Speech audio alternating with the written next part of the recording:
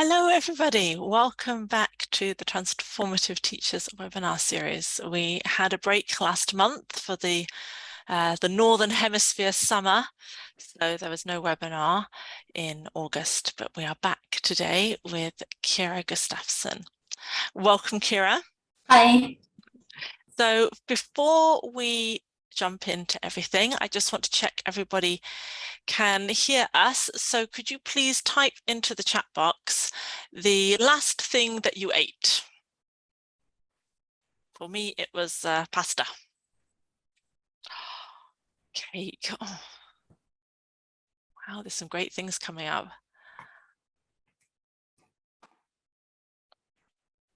Quite a lot of fruit and also chocolate.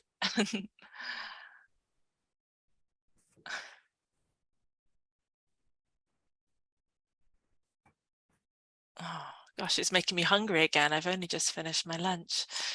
Oh, it's so nice to see people from all over the world. I love looking in the chat box before we begin and seeing everybody say hello from the place that they're in. And Kera and I are both in England, but it looks like we're possibly in the minority. There are people literally from all over the world that are joining us today. So a few things before we get started. First of all, you can watch the recording of these webinars again at this address, and this is the same link that you use in order to register for these talks, so it's very easy to find the recordings. Your screen view, you should be able to see me, Lucy, and Kera. Your video and your microphone are off because there are currently almost 200 people with us in the meeting, but of course you can write in the chat box. There's also the Q&A box that you can put your questions into, and we generally go through questions during the talk. So if a question occurs to you that you want to ask Kera, then please put it in the Q&A box. And could I remind you as well that in the chat box, there's a drop-down option to either post your messages to everybody, to everyone, or to the hosts and panelists. So if you want everybody to read your messages, make sure that you choose that from the drop-down box in the chat function. Okay. All right, so I will stop sharing and I will introduce Kera. So Kera has been working in ELT for 20 years. She's worked she's worked as a teacher in the UK and in Italy. She's also worked as a teacher trainer in the UK, Italy and Malta. She's worked with a team organizing summer courses for teenagers in Slovakia with volunteer teachers. This year, she's worked on a prelim project, which is designing teacher language awareness courses for teachers in Moldova.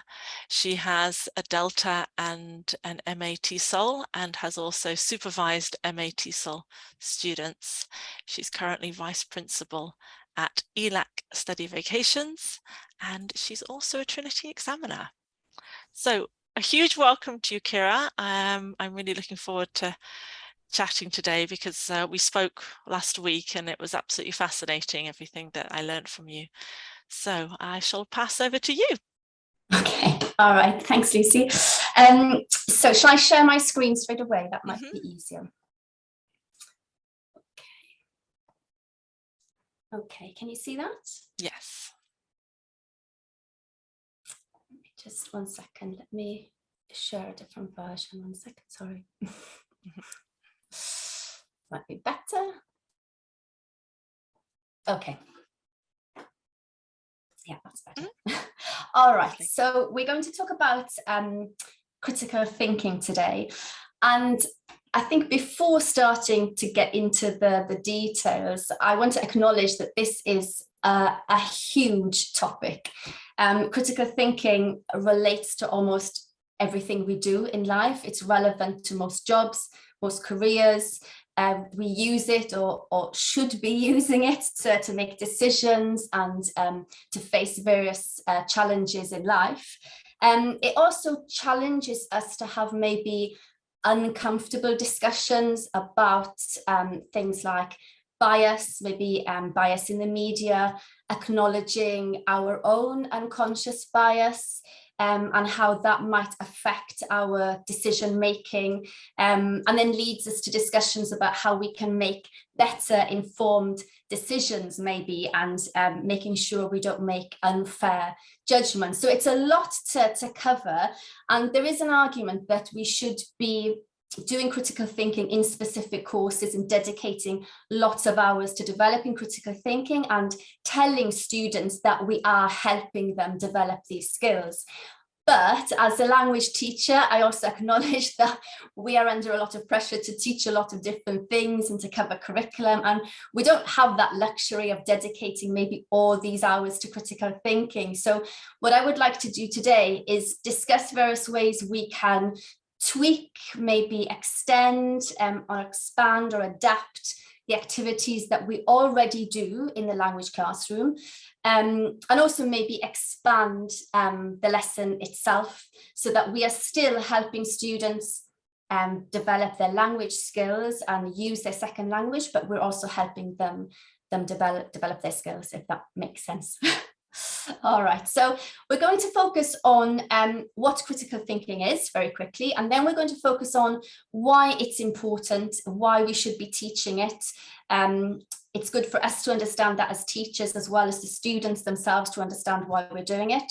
Then we're going to look at some resources and different activities we can do in class, and then if we have enough time, we look at some teaching tips just to bear in mind while we are doing those lessons. Okay, so let's start with what critical thinking is.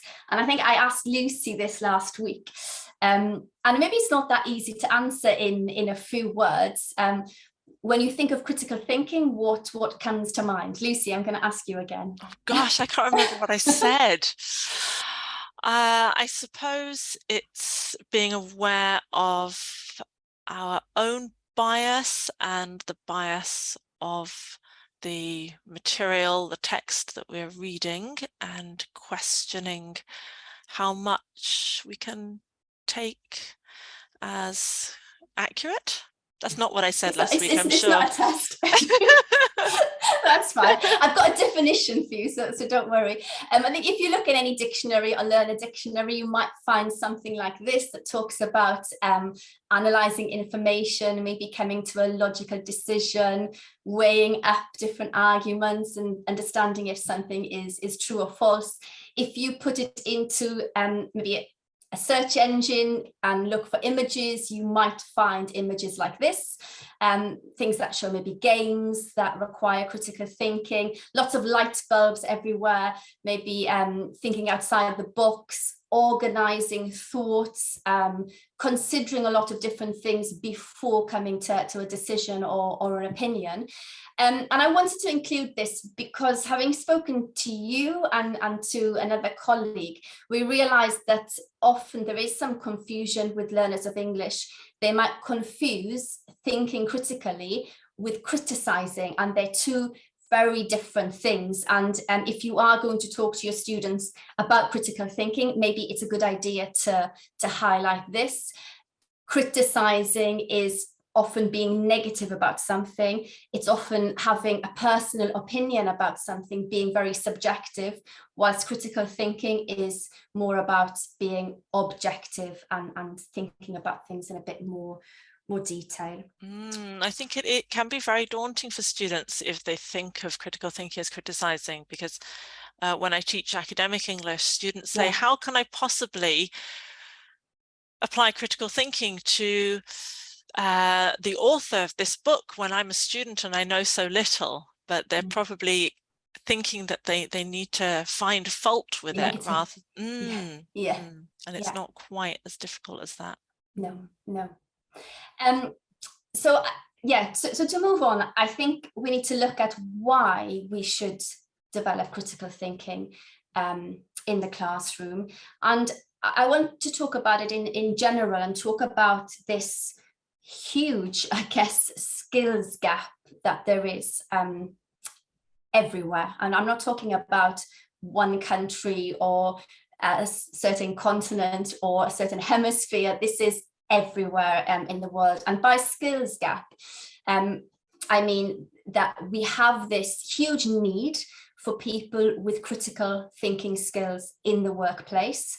But what we have are people who do not have these critical thinking abilities or haven't developed them enough. And this includes people who are already at work, in the workplace, and also students at school, at university, who are not being helped to develop these skills. So then they enter the workplace without these skills. So they're having to learn a new job, as well as having to develop these skills that maybe they could have developed at a younger age. And there is so much research out there at the moment, so many studies that give us evidence to show that this is an actual thing. So I've only picked a couple, and I don't want to go into a lot of detail, but I think it really helps us understand why we should be doing this. So this is a recent one conducted in 2020 by the WEF.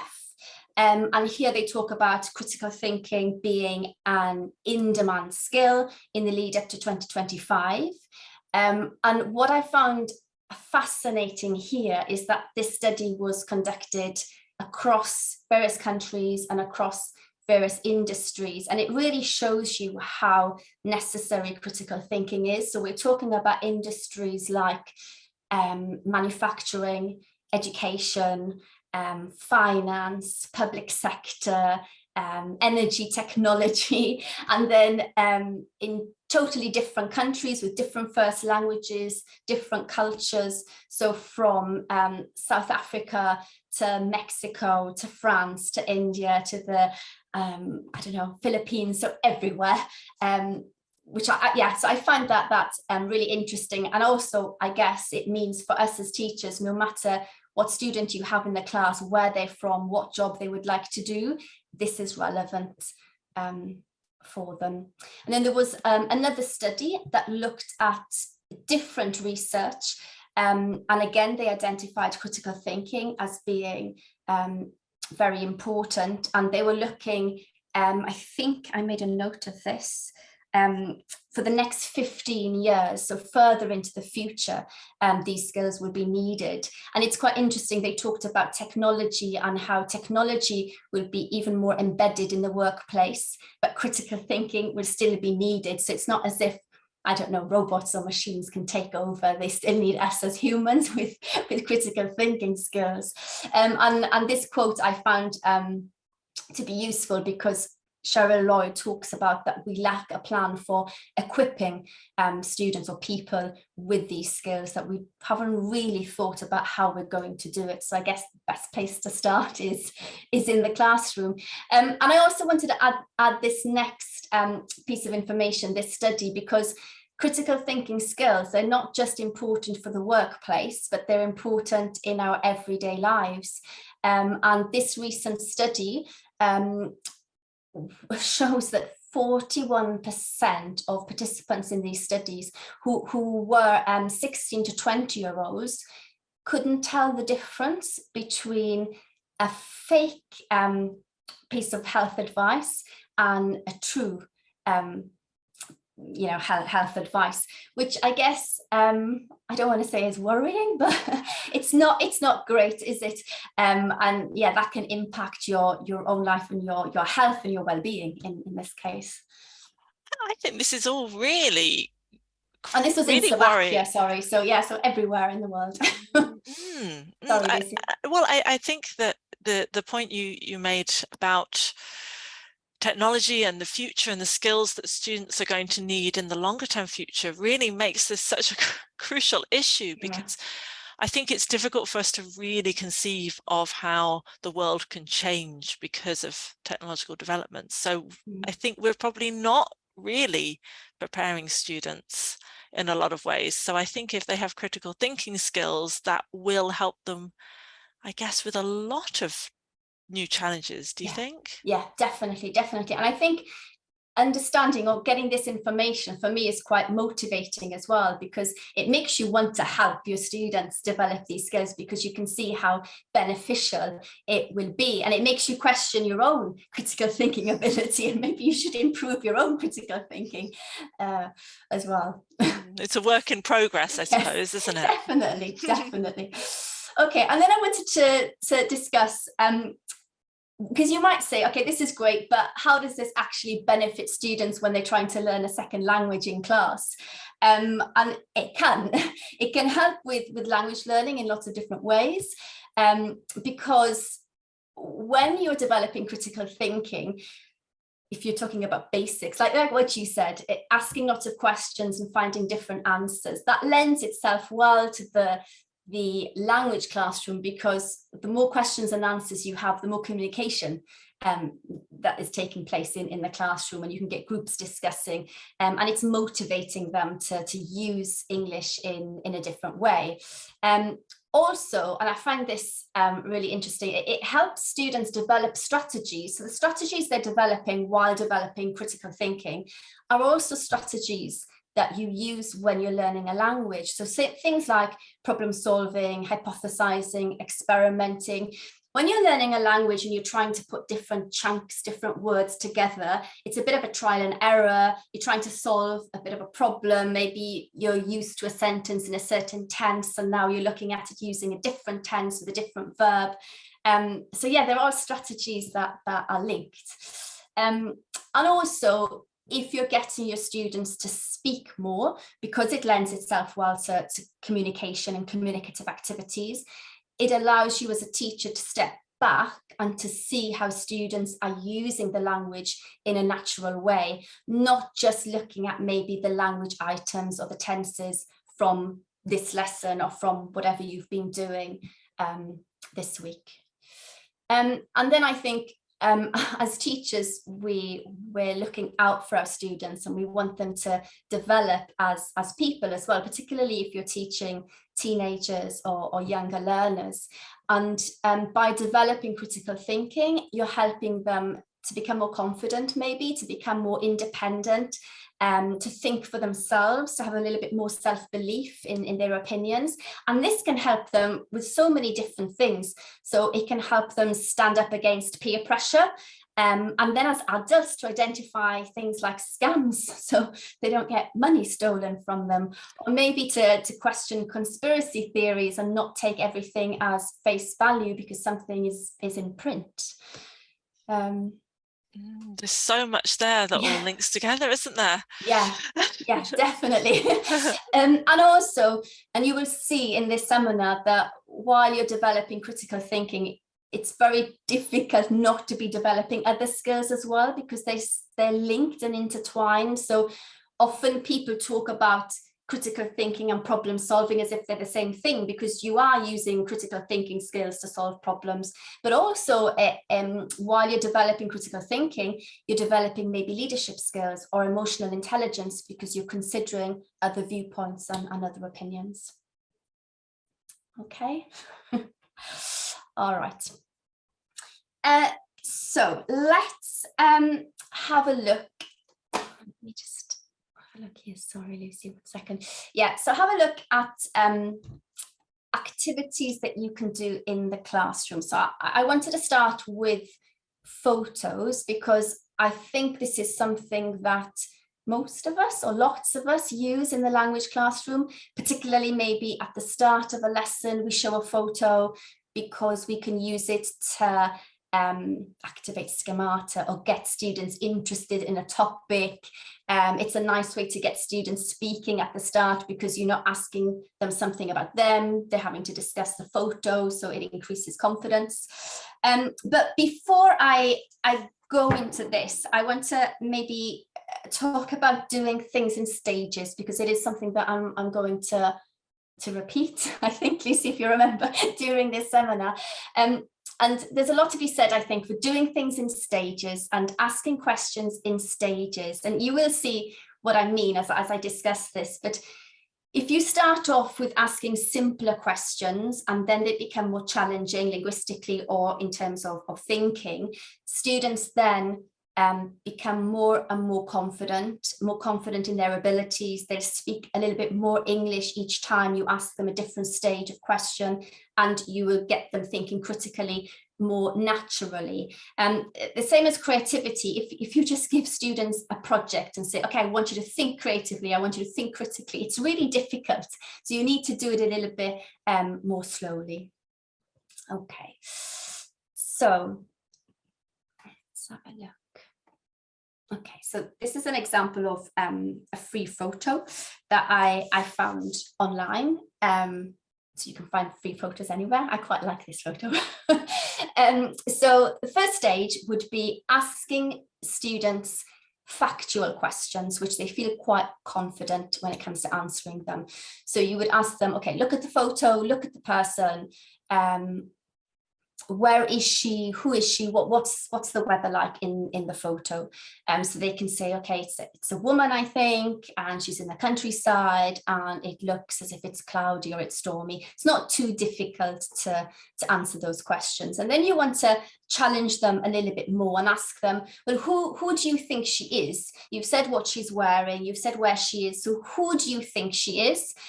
Where is everyone else, and how do you think she's feeling? So you're asking them to think a little bit more and not just talk about facts, things that are maybe open to interpretation. And again, by asking these questions, they should be giving you longer answers and speaking a little bit more.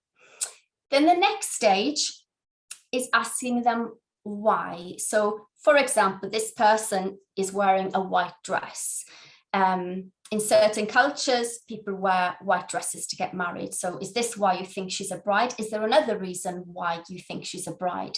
If they've given you the answer, I think she's a bride, could she be someone else? You're asking them to think a little bit more. Who else could she be? Could it be a nightdress? Could she be a model? Who else could she be? You've said that everyone else is somewhere else. Why is she on her own? Has she chosen to be by herself, or have other people made her be by herself? And then they've said maybe, oh, she looks as if she's maybe happy or carefree, or maybe she's angry. Why do you think she feels that way? What do you think has happened? Kera, could I ask you a question about Yes. how you do this in the classroom? So do you tend to do this as a whole class discussion, or would you put them in groups? So I'm thinking, do students sometimes find it difficult to answer these questions? Yes. Because of course there's no right or wrong answer, is there? No. And I think that's important, actually, Lucy, to remind students that there is no right or wrong answer once you get past that first stage. So I think the first stage, depending on the students you have, you could ask them those as an open class discussion, because it's based on fact. And then the others, you could put them into groups and get them to exchange opinions and ideas, and then do some whole class feedback. And then that's quite interesting, because they hear different ideas from different groups, and it allows you to do maybe delayed error correction as well, if you want to get that in. Nice. And then you want to challenge them even more. So this lends itself quite well to creative thinking as well. So you can say, okay, this is a shot taken like this, but let's imagine that it is a drone taking the photo. So you want to zoom out and go up above so that you're taking in the whole landscape. What can you see now? If you're doing creative thinking, you're going to try and encourage them to think more creatively and come up with maybe crazy stories. You know, I've had students in the past say things like, oh, there are thousands of people running up the hill because there's a little village and there's a dragon attacking the village and they're all escaping up this hill. If you're focusing more on critical thinking, maybe you're asking them to think based on what they can see and fact. So they might say, oh, I think I can see a mountain range and a lake and the sea in the distance. I think it looks like Scotland, because this is how I've seen Scotland on TV or when I visited it. And of course, after each stage, you can decide to move on. You don't have to continue if you don't have enough time. That could be the end of that, and then you move on to your lesson. If you do have time, these next stages really challenge students to think critically. And I like using advertising in lessons. So I would say to them, okay, this photo is actually an advert. what do you think it's advertising? Why do you think that? Why is that a good advert for that product? And give reasons for your answers. Is this picture actually from an advert? I don't know, actually. I got it from a free photo website, so I don't know. It's quite nice not knowing. All right, so this is just something that you tell them in order to just get some more ideas flowing. Okay, great. Exactly. So yes, I don't know, what do you think? What kind of things could it be advertising? Oh, well, I guess wedding dresses or walking boots. Yeah. But those are quite obvious, aren't they? I think the wedding dress is obvious. Maybe the walking boots less so. But, okay. All right. Or holiday maybe in that particular place. Yeah. Wherever that is. Yeah. And answers I've had Scottish Tourist Board, or it's fashion from a fashion magazine, or a hairdresser. And a fun answer I had was it's an advertisement for divorce lawyers. Oh, lovely. And telling people to get a prenuptial agreement instead of running away from the ceremony. I see those kinds of things in the chat box. I see marriage counselling. I also see a wonderful one here, comfortable underwear. Oh, yes. Have you had that one before? I haven't had that one before. That's great. And then the next stage is, your top stage, where you're really getting students to think critically. And now you say, okay, great, let's stick with the walking boots, for example. So you've established it's a walking boot advert. Does this advert target a particular person? And think about the demographic, think about gender, nationality, interest. Is it for everyone? Is it a certain age group? Is it a certain person who's interested in something? And from this, you can have a nice discussion about targeted adverts, and say to them, okay, imagine somebody's online searching something and this advert pops up. What were they looking for? And then it gets them thinking about the fact that these adverts that pop up are not random. So maybe it's somebody looking for a hiking holiday in Scotland. Maybe it's somebody who looked for walking boots yesterday. So then that gets them to realize what's kind of going on social media and on the internet as well. Lovely. So then it's a very kind of clear link there to the critical thinking side, because you're linking it to real life experiences that they have and getting them to question a bit more. Sorry. There's a few questions that have come up in the chat box here. In terms of using this kind of thing with different levels of students, do you think you can use the higher level questions with lower level students? I think so. I think, for critical thinking, maybe you do need to have a certain level of maturity to understand what's going on. But I think these different stages of questions, you can ask younger students. You have to write the questions using language that they understand. So tailor it in that way. And maybe not get this far in the stages the younger the students are, but I think it lends itself well to all ages, adults as well. Okay, and so from the teacher's point of view, they find an image and then they think about questions that they can ask. So the preparation is in the planning of the questions rather than in searching. Exactly. I wouldn't, it is something I would plan. I wouldn't try and come up with the questions in the lesson, because, it might not work that well. But what I do like is using the same photo on a similar lesson with different levels. So you could use the same photo with an elementary class, an intermediate class, and an advanced class. So you're just varying the questions that you're asking, the language, and obviously your expectations in terms of the language that they're producing would be very different. Great. Okay, so here this activity is just a sort of simple way to integrate something that you're doing in your everyday teaching to get students to think in this way. Could you just explain a little bit more about the relationship between creative thinking and critical thinking, because this is obviously creative. So how is it developing their critical thinking skills? I think creative is using their imagination a lot more. So maybe the storytelling aspect of this would be the creative thinking, whereas the critical thinking is understanding how this can be used, for example, in advertising, and yeah, it's used for a different purpose. And when you're asking them to give you answers, one is about creative imagination and one is more based on the facts that you can see in front of you. Do you think that creative thinking is a quite essential part of critical thinking? I wonder, maybe we can't, it's difficult to have critical thinking without it. It's interesting. I think they're closely linked, and I think you can do lessons where you're developing critical and creative thinking, and sometimes it's difficult to understand which one you're doing. There are other people that argue that they are very different things: critical thinking, problem solving, creative thinking. They're in their own boxes, I guess.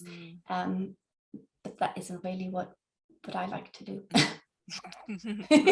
All right, great. Well, I like this activity because it's such a sort of simple thing with so many possibilities and so easy to adapt. Yeah. But I know that you have a few other. Yeah, and I just wanted to quickly say that, you can get photos anywhere from these free websites. If you look as well online for the world in pictures or news that week in pictures, you can get quite interesting photos. There's also a website that I like that if you can access is great. It's from the New York Times, and they publish a photo every Monday during the academic year, and they ask questions as well, asking what's going on in the picture, what do you see that makes you say that. So it's helping to develop critical thinking. And then on Thursdays, they tell you where the photo came from and what the story was about, so you can use that in your lesson. But if you don't have access to this, then obviously there are images everywhere all around us, aren't there? Okay. So next, I would like to talk about using news articles. This is something that a lot of us do because you look at the language, it's quite topical. You get students to write their own news articles. I would suggest starting this lesson by saying something a bit more personal and saying, so at the weekend, I read this really interesting article. I found it fascinating, and I thought that you would really enjoy reading it too. And I thought we could have a really great lesson with lots of discussion from the article. And you share the article with them. Oh, sorry. You share the article with them, and again, do these things in stages. So do what you would normally do in any lesson where you have a reading text. So focus on the vocabulary, a pre-reading Lexis task or whatever you would usually do. Set a comprehension task to test their understanding of the text, but focus on factual questions and ask them what they understood from it, what happened, who was there, who said what, and things like that. Again, Lucy, they can do this individually and check their answers in pairs, or do it as groups before you get whole class feedback. And then the next stage of questioning would be asking them for their opinions about the article. So what do you think about what happened? And then again, you can tailor this to use language that they have been studying. So if they're using conditionals, you can say, what would you do in that situation? Or what would you have done in that situation, and why? Who do you think was responsible and why? They can discuss it in their groups and give you feedback. So there's lots of discussion that you can have here from an article. Then you can ask them to focus on the language and the writing of the article, and ask them to focus on the layout. What do they think of it? Has it been written well? Ask them what information has been given and what information is missing. What do they know, but what don't they know? What might they like to know that hasn't been said? And then ask them why they think this information might be missing. And I've had quite fun answers here, or bad journalism, somebody who is a rubbish journalist and they don't know how to write, or things like, they have very stressful working environments and they have to get these articles up quickly. They don't have time to research. Maybe the writer was having a bad day, lots of different ideas. And then I usually ask, so why do you think I have chosen this article? Why have I chosen to do this article with you today? And again, I usually get lots of interesting answers, such as, oh, we're probably going to have a debate about this topic. It's very relevant at the moment. In this case, it's about a TikTok challenge. So it's something that we see all the time in the media. Maybe you want us to focus on the language and how to write a better article.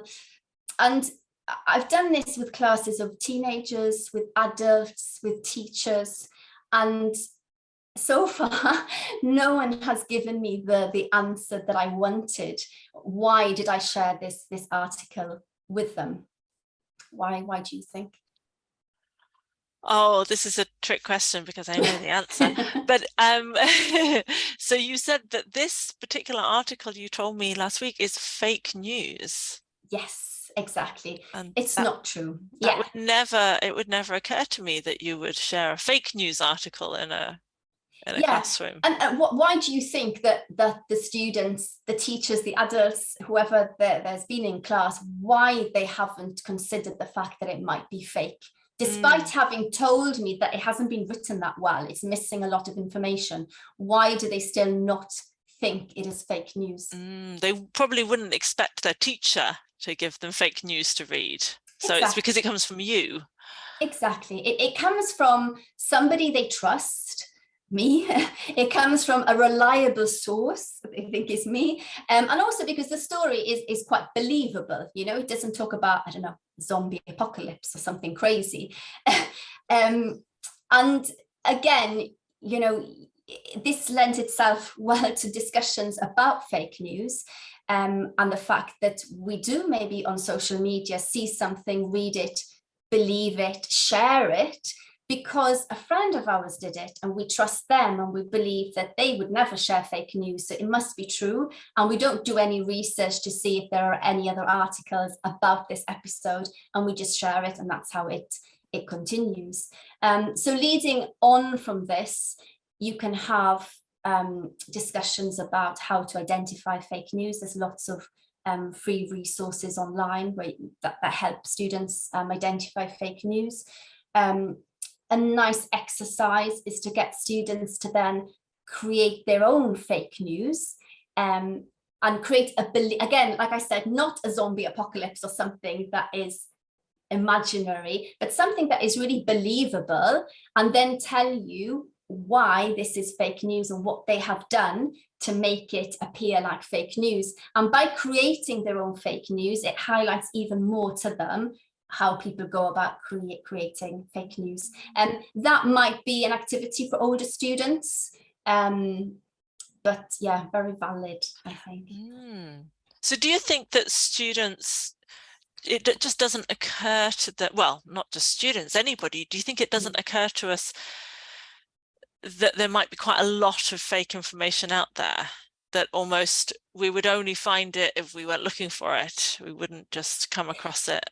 I think so. I think maybe a lot of us think, me included, before I start researching all of these things, that fake news is maybe something that's political or trying to get a message out there. But a lot of fake news are clickbait. You know, they want you to click on it because they want to take you to a certain site or to take you to certain adverts. There's, you know, a lot of different reasons why there is fake news. Oh yeah, I didn't think of those things. Yeah, I didn't think of those little bits here and there. We're probably absorbing quite a lot of it, just doing things that seem really innocent. Gosh. And so for the teachers, we talked last week, didn't we, about how it could be tricky to find fake news, especially if you're not aware that you're reading it. So yeah, there are quite a few templates out there that you can use to create fake news, thank goodness, and free websites and things like that students can access as well. Or, you know, maybe it does mean taking the time to create something. or use this article that I have here and just adapt it for different classes or different times, you know. What I think works well is finding some craze or hobby that is popular, something that teenagers can relate to, or as adults, something that they've seen in the media that seems believable. But this is an activity, I guess, which would take more planning, because you'd have to write the article yourself if you wanted it using a certain level which is appropriate for your students. But like I say, once you have it, you can use it with a variety of different classes and tweak it to suit different classes. Do you think perhaps teachers could take something from a course book that's already at the level of their students and sort of just change a few details in it to kind of make it their own version of something? Yeah, that's a great idea. Yeah. Right. Okay, so we've got two quite different activities, haven't we? Your first activity was using photos, just minimal work from the teacher, and then the time they've saved on that they could spend with this. So I think it's difficult, isn't it, to find enough materials really for creative thinking, but newspaper articles do lend themselves very well. What about, do you sometimes give, or do you think it's a good idea to give students maybe the same news story from two different newspapers and compare some differences, so they're not fake but they're reported differently? I think with higher level students, most definitely, you know, you can ask them to research a certain topic or an event and look at different newspapers, maybe discuss political leanings of newspapers or who the readership, you know, who the readers are, and then come back and discuss as a class the differences, different headlines that are used, and different perspectives that are given. Most definitely.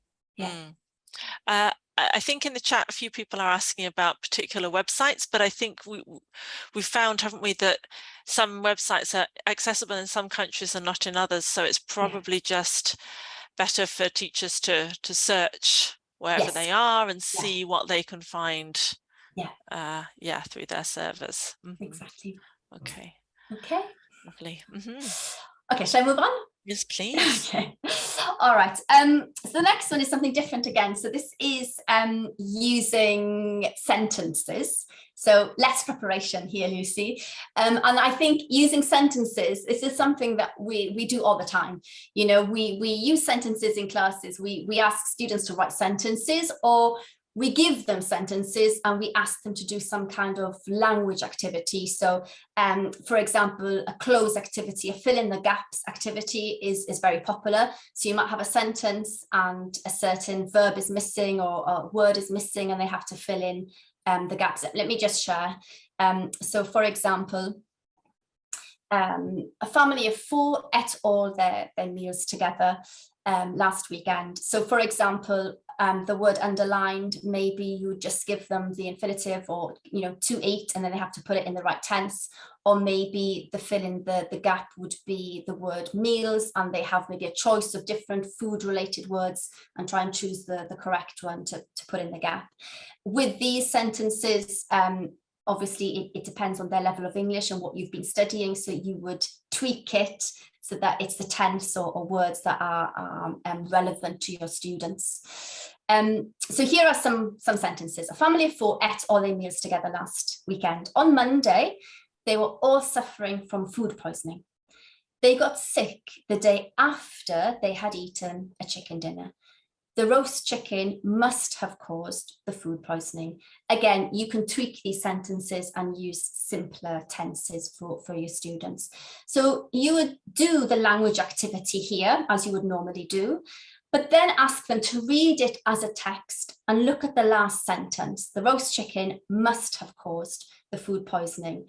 Do they agree with this or not? What problem might there be in saying that the roast chicken was to blame for the food poisoning? And something that I would quite like and what I like doing here is getting them to tell you what questions they would like to ask the family to find out if the roast chicken was to blame. What kind of questions would you ask the family? Sure. Oh, are you at now? Let's see what comes up in the chat box for this. I like that idea of what would you ask the family. That's a nice little tweak. Yeah. Oh, did they eat at a restaurant? Mm-hmm. What else? What else did you eat? Yes. Who cooked the chicken? That's a good one. Did they do a COVID test? Oh, Yes, very good. Yeah. did you check the temperature of the chicken? How long was the interval between eating it and getting sick? Yeah, very good, very good. And I think you said, didn't you, Lucy, last week, you said, they ate all their meals together, but it doesn't say that they ate the same food, and it doesn't tell you what other food they ate. So yeah, and it could be, what else did they eat with the roast chicken? You know, was it salad? Was the salad washed, etc., etc.? And then they can come up in groups with lots of different alternatives to the idea that the roast chicken caused the food poisoning. Yes, indeed. We've got things like, was the chicken in date, within the use by date? What about the sauce? Yeah. Did the chicken taste okay? Yeah. And you could even in your mind have decided that you have the answer to this. So for example, it wasn't the chicken, it was the salad that they ate with it that hadn't been washed properly. And then they ask you all these questions to get to the bottom of it and to solve the mystery. So yeah, there's different variations you can do here. And again, by doing this, they're speaking a lot more. They're formulating questions if you want them to revise that. And here I think there's a good crossover between critical thinking and creative thinking as well. They're kind of, and problem solving, yeah, it's all together, all these 21st century skills. See. So maybe, as you said before, maybe to just, it doesn't quite make sense to just teach critical thinking, because it's integrated with other things. So you may have a course that's around it, but that course would include lots of other skills. We don't really have many skills that we do in isolation in our everyday life. We're usually integrating things. Yeah, the same as, you know, with language skills, right? You know, yeah, because very often you try and do a listening lesson, but actually it involves some speaking and reading and writing and everything. And everyday conversation is not just speaking, it's listening as well, and picking up on social cues. We're doing so many different things, aren't we? And so another activity that we often do is putting sentences in the right order. And maybe we're testing their reading skills, maybe we're testing linkers, that they understand how sentences fit together. So I created this last week. The Queen, who died at the age of 96, ate fish for breakfast every day. So these are the sentences in the correct order once they've put them together. She usually ate smoked haddock or kippers. Doctors and researchers say that eating fish like haddock or kippers has a lot of health benefits.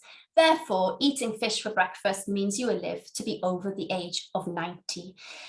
And then you ask them, do you agree with this? What problem do you see with the last sentence? You know, try and back it up with some evidence why you think you will live to the age of 90, or why you might not. What other factors do you need to consider when considering how long you will live? And this is about, you know, distinguishing between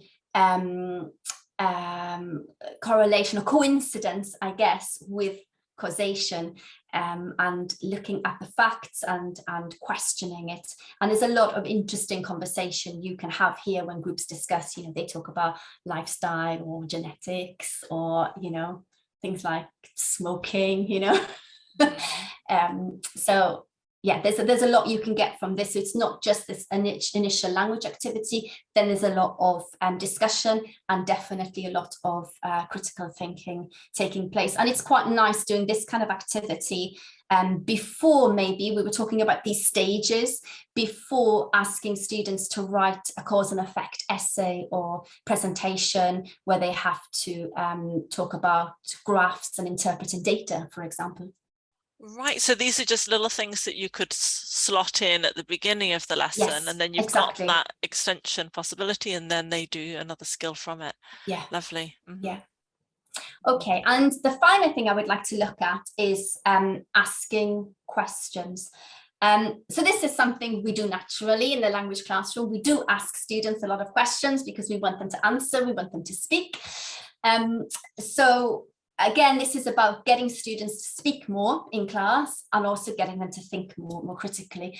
So if you think about an everyday topic that we might do with students, for example, sport, you might the questioning might go like this. You might ask the student, so what is your favorite hobby? It's football. Great. Why do you like football? So you're pushing them a little bit. Why do you like football? Because it's fun. I like playing outdoors. I like playing a team sport and being with my friends. Brilliant. And then you move on to the next person. What's your favorite hobby? Why do you like it? So again, this is about stages of questioning. And getting them to give more extended answers. So you do that first little bit, and then you ask them to think a little bit more. So great, you think football is brilliant and it's your favorite sport. Why do some people not like football? Why do some people dislike it? And you're encouraging them to really think about this, not to tell you that because they don't know what they're talking about, or they don't understand sports. To think why some people might not like football. Maybe to ask them, why do you think some people like playing football but not watching football, or vice versa? Why is it popular in this country and not in this country? So then they're thinking a bit more about people and cultures or traditions or history and things like that. And then, and again, this is a link with creative thinking, how would it be different if you played this sport with a different shaped ball or a different shaped racket? How would it change the sport? Would more people like it, or would more people dislike it? Could different kinds of people play it? Would it be more suitable for a different age group? So again, it's this blend of creative and critical thinking. And you could give them these sets of questions to answer in groups rather than interrogating them in front of everybody else in the class. And again, you're forcing them, obliging them to speak much more. And I think personally, it's more interesting than just saying, I like this sport because, and then moving on. So you're extending the questions sort of outwards rather than sort of forwards, not just why, but let's look at this from a different angle or another person's perspective. Yeah, it's just a really simple twist on the usual way of extending questions. And I think, sometimes we think, students are more comfortable talking about themselves and something that they know, and they're happy to talk about themselves, but maybe they don't want to be the focus of attention, and maybe they are more likely to speak, certain students, if they're talking about a certain group of people who like or dislike a sport rather than their own preference. Okay, but you're connecting it to them by saying, let's talk about the sport that you like. Yeah, exactly. Nice. Okay, that's a nice way of doing it. Exactly. Another one is finding answers to questions. So this is something you can ask students to do, ask them to come up with questions that they would like answers to. You can give it to them as homework or get them to do it in class, in groups, for example, or you can write questions and get them to write it in a certain tense that you want to practice. So I've given some examples here using different tenses, so you can see how you can use it with different different proficiency levels that students may have. So these are some questions that they could be answering. And what I like to do here is to put students into different groups and put them into logical groups and creative groups and give them one of these questions. So for example, why did people start wearing makeup? And say to these groups here, okay, so you're going to try and answer this question, come up with lots of different suggestions and answers, but they all have to be logical. They all have to make sense in some way. Whereas this other group, they have to think about all these different answers to the question, but creative answers, that you want them to use their imagination and come up with crazy ideas, and then bring them back and get them to share their ideas. And then the next time, give them a different question. And this time, those in the logical group would now be creative, and vice versa. So they get to experience both. Maybe they feel more comfortable thinking logically. Maybe they feel more comfortable thinking creatively, but they get to practice both. And again, it's this blend, isn't it, of logical and creative. So could you give an example of a logical answer and a creative answer?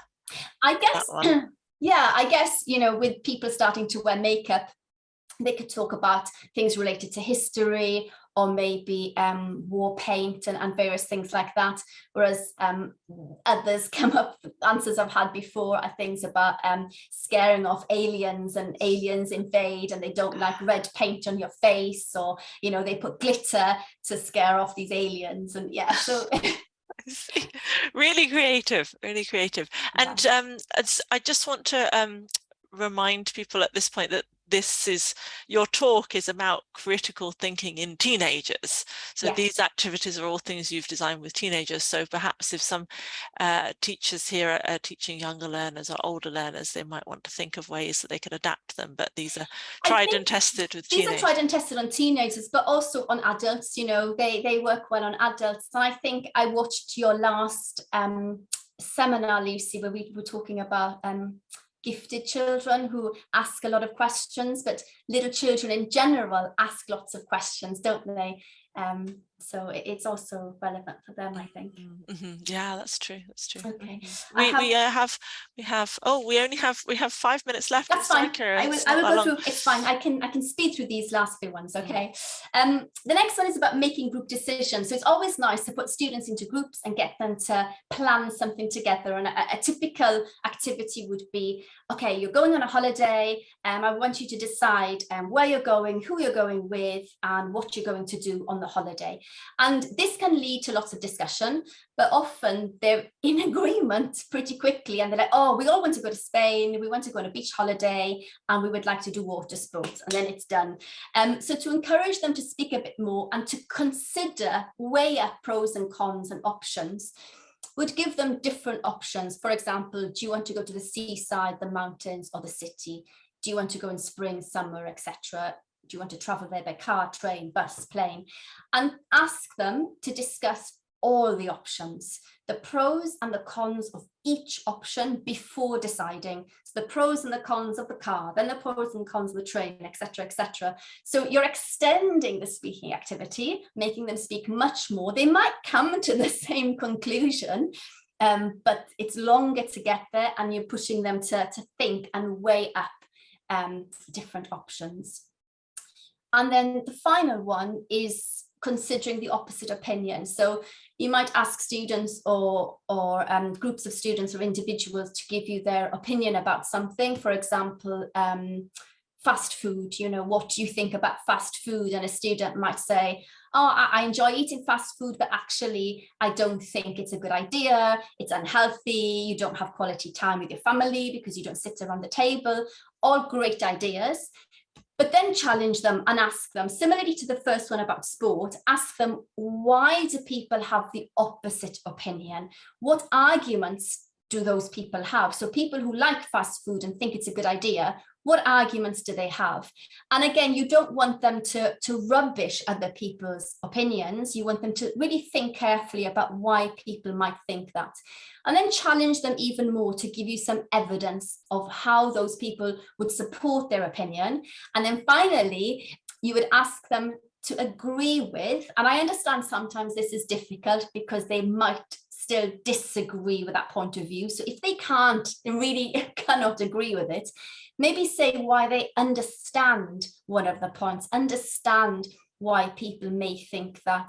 And I think this is, again, we're talking about stages of questioning, but also this is great to do in order to develop students' debating skills and their ability to argue in a more informed way, so that it's not so aggressive, or it's not about rubbishing other people's opinions, that you're really considering it. And this is something I would do before doing a debate, where they have to prepare all their arguments and their opinions, but also have to prepare what the other people will probably say and the arguments that they have.